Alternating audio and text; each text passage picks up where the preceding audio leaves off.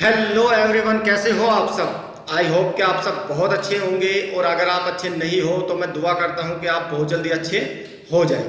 तो चलिए शुरू करते हैं पार्ट 3, जो कि अपना चैप्टर 9 का ये पार्ट 3 है, जिसमें आप चैप्टर 9 में आइडेंटिफाई योर नेक्स्ट 1000 कस्टमर जो अपना चैप्टर है उसके पार्ट 3 में आ चुके हो।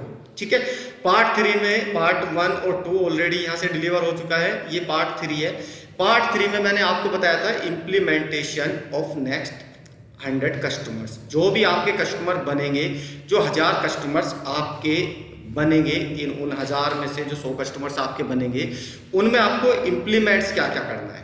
ठीक है, क्योंकि ऑलरेडी आपने स्टार्टअप की जर्नी में कदम रख चुके हो। मार्केट में जाके आप अपने कस्टमर से मिल रहे हो, उनसे फेस टू फेस बात कर रहे हो, उनको अपने प्रोडक्ट अपनी सर्विस के बारे में बता रहे हो और वहाँ से वो कुछ लोग परचेज भी कर रहे हैं। ठीक है, अब इस बीच में आपको कुछ इम्प्लीमेंट्स करने हैं, कुछ सुधार करने हैं, कुछ चीज़ों का ध्यान रखना है। वो क्या है और कैसे करना है, अब उस पर बात कर लेते हैं। तो सबसे पहले चलते हैं हम लिस्ट।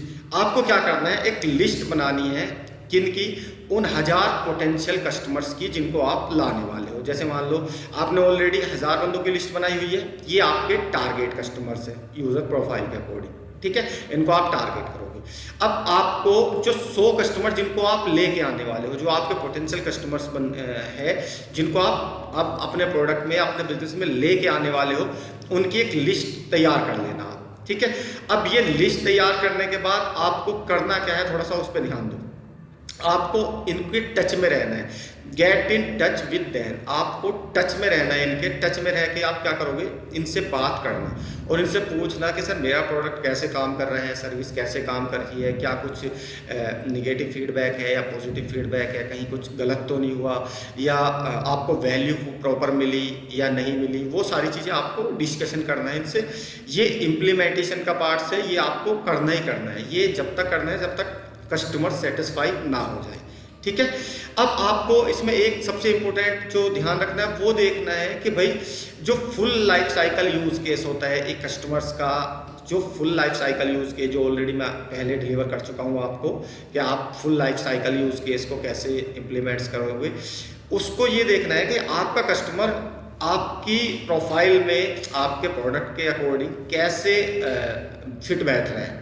ठीक है, ये आपको ध्यान रखना है कि उसका full life cycle use case कितना है, वो कितने टाइम तक आपके प्रोडक्ट को यूज़ कर रहे हैं और कहाँ पे जाके उसको कभी ऐसा भी हो सकता है कि भाई उसको आपसे बेहतर या आपसे अच्छा, आपसे कम प्राइस का कोई प्रोडक्ट मिल जाए, है ना। ये भी आपको देखना है। इसमें आपको ध्यान क्या क्या रखना है, full life cycle use case में आपको ये ध्यान रखना है कि क्या वो आप ही की तरह का कोई प्रोडक्ट दूसरे बंदों से परचेज कर रहा है। अगर वो कर रहे हैं तो उसको कैसे यूज़ कर रहा है, कैसे उसको उसकी लाइफ में इम्प्रूवमेंट्स हो रहे हैं, सुधार हो रहा है और वो कितना यूज़ करता है उसको। तो ये चीज़ें आपको ध्यान रखनी है। इस कस्टमर को आपको ये ध्यान रखना है कि भाई full life cycle use case में वो कैसे फिट बैठ रहा है मेरे प्रोडक्ट के साथ। ठीक है, अब चलते हैं, आपको कुछ नोट्स भी बनाने हैं, कुछ इंपॉर्टेंट नोट्स भी बनाने हैं। If customer feedback is completely different from your research. मान लो सपोज आपने प्राइमरी रिसर्च की, आप फेस टू फेस भी मिल रहे हो, फिजिकली जाके उनसे बात करते हो, उनका अपने प्रोडक्ट के बारे में, अपनी सर्विस के बारे में उनको समझाते हो आप। अगर आपको लगता है कि जो मैंने रिसर्च की थी, जो मैंने एनालिसिस किया था, यहाँ पे तो बिल्कुल डिफरेंट हो रहा है, बिल्कुल अलग हो रहा है, तो आप वहाँ पे नोट बनाइए कि अलग क्या हो रहा है, आपने क्या बनाया था और सामने वाला बंदा क्या चाहता है, उसकी डिज़ायर क्या है, वो क्या चाहता है। ठीक है, वो नोट बनाए आप और ये ध्यान रखें कि note going affect your analysis, कि भाई जो आपने नोट्स बना रहे हैं वो कैसे आपने जो एनालिसिस की थी, जो प्राइमरी रिसर्च की थी, उसको कैसे अफेक्ट कर रहा है। क्या दिक्कतें हैं जो आप सही से नहीं जा पा रहे, या कोई दिक्कत है, कोई परेशानी है, या आपने जैसा सोचा था वैसा नहीं हो रहा। तो यहाँ पे आपको क्या करना है, नोट बनाने, पीछे नहीं हटना। मैं ये नहीं बोल रहा हूँ कि नोट बनाने का मतलब ये है कि आपको नोट डाउन करना है उन सारे पॉइंट्सों को जो आपको डिफरेंट लगते हैं। हो सकता है इस 100% डिफरेंट ना हो, बट 10% कुछ डिफरेंट निकल जाए, कुछ अलग निकल जाए, कुछ ऐसा निकल जाए जो आपको नहीं पता था, प्राइमरी रिसर्च में आप नहीं पकड़ पाए, आप उन पॉइंट्स को नहीं समझ पाए, और वो आप फिजिकली आप मिल रहे हो, फिजिकली बात कर रहे हो तो आपकी समझ में आ रही है। ठीक है। तो उसका नोट बनाना और ये एनालिसिस करना कि वो कैसे इफेक्ट कर रहे हैं आपकी उस रिसर्च को जो आपने पहले की थी। अब नेक्स्ट चलते हैं, जो इसमें चौथा पॉइंट है वो है, अगर ऐसा लगता है आपको तो आपको क्या करना है, जो आपके कॉन्टैक्ट थे, जैसे मान लो आपके 1000 पोटेंशियल कस्टमर्स की मैंने ऑलरेडी लिस्ट बनवाई हुई है। अगर आपको लगता है कि 100 मेरे जो टारगेट कस्टमर्स हैं जिनको मैं बिजनेस में लाना चाहता हूँ वो 1000 से पूरे नहीं हो, तो आपको ऐड ऑन करना है, आपको कुछ और कॉन्टैक्ट नंबर बढ़ा लेने, आप 500 बढ़ा लो, 1000 बढ़ा लो, जितने बढ़ाने आप बढ़ा सकते हो, क्योंकि 100 का आंकड़ा आपको पार करना ही करना है। ठीक है, ये आपके हाथ में है।